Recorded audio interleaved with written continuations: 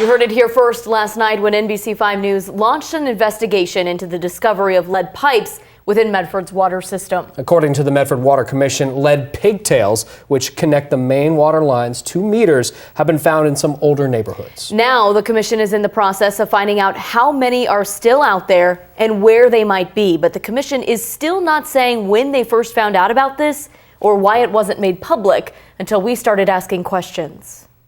Did the Water Commission have any plans to go public with letting people know that these have been found and this is what we're doing to remedy it? I don't have any information about that.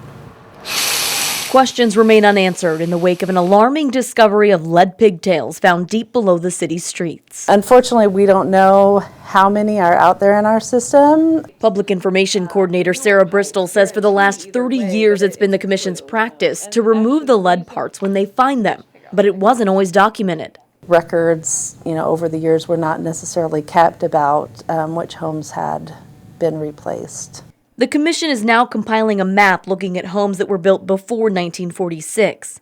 As many as 4,000 homes meet that criteria, but that doesn't mean every home has a lead pigtail. In some of these areas, they have been looking, within a block or two and are not necessarily finding that every house on the street has pigtails. A recent water quality report shows homes tested in the Medford area for lead were well below the 15 parts per billion requirement by the EPA.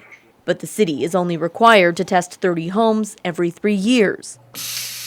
However, there are steps that any homeowner can take to ensure their water is safe, including flushing their lines for 30 seconds to 2 minutes or until it runs cold.